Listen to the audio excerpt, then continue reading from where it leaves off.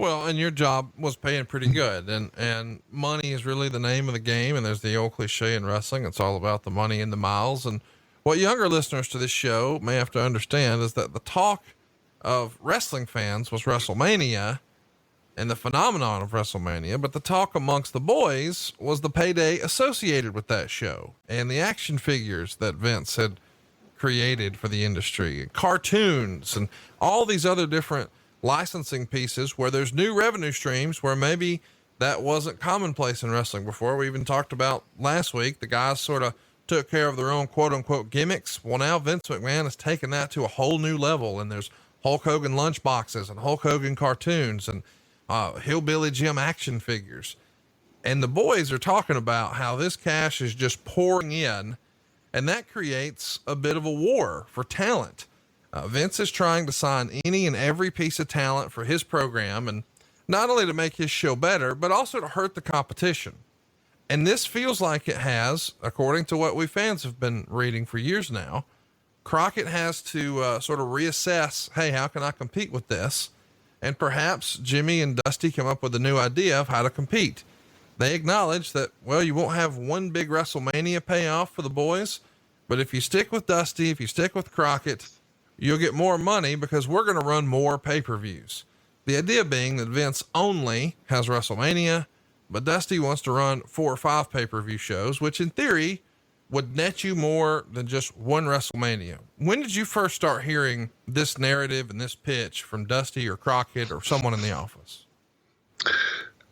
Well, number one, the marketing checks, guys were being very vocal that worked for the WWF at the time. They would let you know the Iron Sheik's getting $80,000 for a quarterly figure check.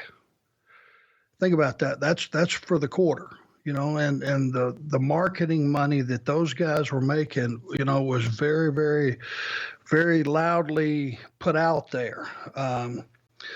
And Vince McMahon was just so far ahead of the curve as far as, hey, if I can make these guys X number of dollars on their action figures and their T-shirts and all that stuff, they won't really give a crap about what they're actually making per town. And they were doing very well. When they were at their peak, they were running 3 towns a night, and all 3 towns were doing pretty damn well.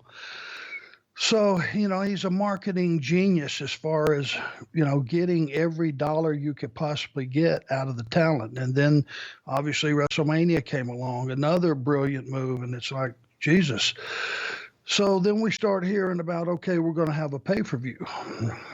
And, just a little food for thought before we get past it. What do you think the Four Horsemen would have brought in if you had brought in a company and a marketing company, and we had all the Horseman stuff? Even though we were still bad guys, we had just about became cult heroes at this point in time. What do you think, we could have brought in on marketing had we had the option?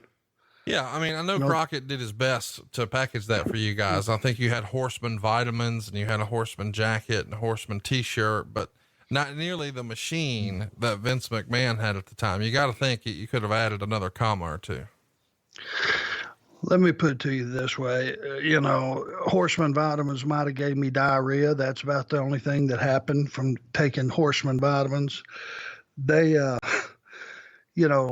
we had just one little spurt there where there was some, T-shirts and sweatshirts, and they took a few pictures with us with those on, but I never got a check, which is the only thing that mattered to me. We never got one dime marketing, which brings you up to now Jimmy Crockett. And the tipping point for us, or for me anyway, was I had a friend, Barry Darso, who was half a Demolition, who was very, very happy with WWF. And he was the guy that contacted me a couple of times during the course of his run up there before we came and said, hey, Vince would like to have you.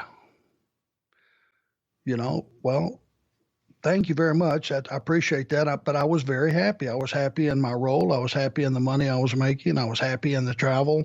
So we were hearing horror stories about the travel with those guys. But it was a couple of times, over 86 and 87, I got a little word from Barry. And I just kind of put it, in the back of my mind. Then WrestleMania came along, and Jim Crockett, this was the tipping point for Tully and myself. He took us in a room, completely unsolicited, and said, okay, guys, we've got this pay-per-view coming from New York, and I just want you to know, I know, we're still up in the air with the contract negotiations with Turner and all this stuff, but I want to pay you guys $25,000 for this pay-per-view coming up. Okay, when you volunteer something like that, be a man of your word. We did the pay-per-view. I didn't ask what the numbers was. There's none of my business. I just knew what the owner of the company told me he was going to pay me. Got time to get our payoff, and we got exactly half.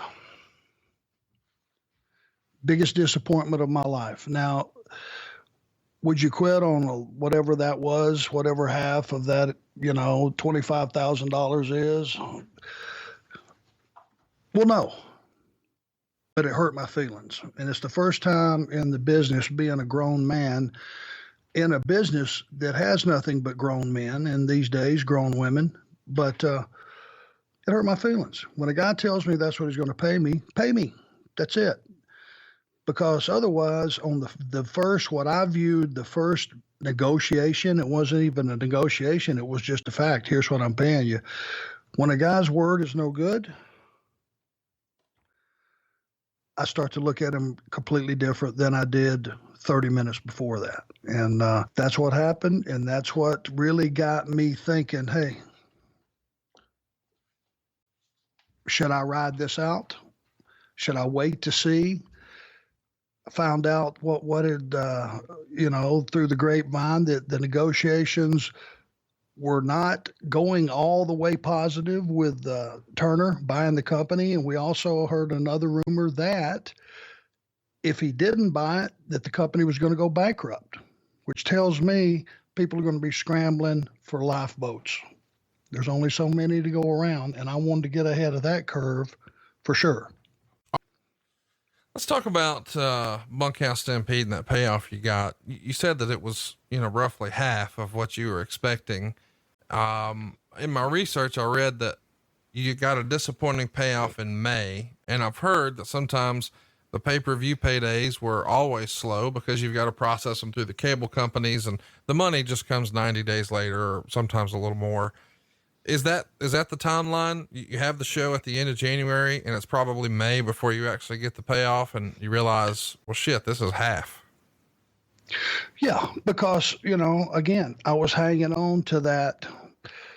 That was the first time that Jim Crockett had, Jimmy Crockett was a different man. He not a lot of people really knew him personally. I think Rick had a special relationship. Obviously, Dusty did. They had very, special relationships with him. But other than those two guys, I'm not sure, maybe JJ. But, the regular soldiers did not have a personal relationship with Jimmy Crockett, to my knowledge. And when the man told me, 90 days, you're going to have $25,000 sitting there, that's a lot of money at my house. And it's always been a lot of money at my house. So we were sitting there riding it out for the 90 days. Like I said, we were at war. We were doing all the things from our end, to win the war. And then it gets time. I look at that check expecting to see $25,000 for a night's work. That's huge. And I say 11.7. So then I go to Jimmy and I talk to him, and he says, well, we're fighting for our lives, Arn. We're trying to do the best we can for the talent and for the company and trying to keep our head above water. It was first one of those conversations I'd ever had with Jimmy about money.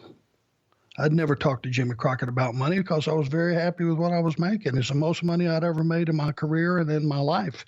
I never dreamed I could make that much money.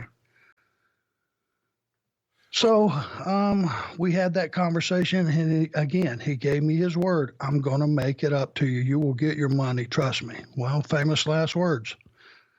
Still waiting on the check.